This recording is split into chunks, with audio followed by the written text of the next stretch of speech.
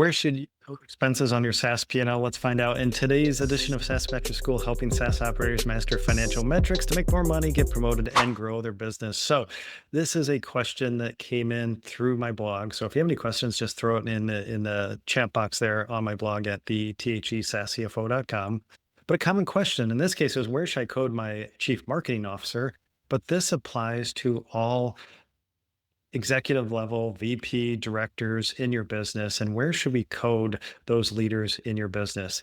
The big thing is we want to code them as close as possible to the department they're supporting. So chief marketing officer, we should have a marketing cost center, and the CMO should be coded to marketing. If you have a CRO or say VP of sales to sales. Now, sometimes those leaders do both. You have sales and marketing. In general, I'm just going to code those to sales.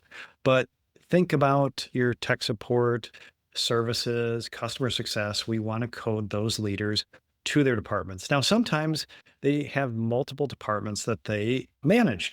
In this case, say services. I've seen VP of services handle tech support and also manage services and maybe even customer success. And generally, then we think about, well, what takes up most of their time, code them there, or the size of those departments. Say your services org is 30 people and you only have 3 customer success. I'm going to code that services leader in the services cost center. So we want those leaders in the cost centers that they support. Now, what about G&A, general and administrative?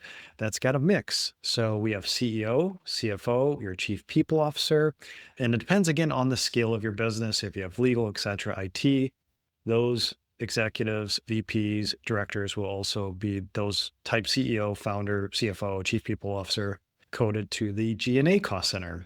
So this is really important because we need an accurate SaaS P&L at the end of the day. We need the COGS expenses in the COGS section. So we have accurate gross profit. In our OPEX section, that has to be correct, because we're going to look at our OPEX profile, benchmark that, see how that's scaling over time. And also, as a CFO, I reside in G&A, and we don't want G&A to be the dumping ground of expenses for the organization. And I've said this for years, and when I was an in-house CFO, looking at G&A just to make sure those expenses are following the people that are creating those expenses. So that's kind of my rule of thumb there. So always looking at what's hitting G&A just to make sure, say that consulting project, should that really be G&A, or should that be, say, a consulting project that should be coded back to sales if, say, they have a consultant coming in.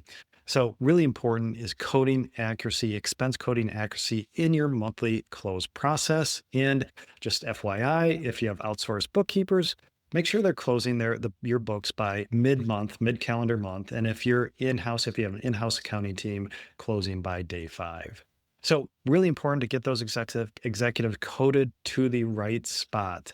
So hope you enjoyed today's edition of SaaS Metrics School. If you'd like to learn how to properly structure your SaaS P&L, which is so important to manage your business, also for a P&L that your board can easily consume, investors, etc.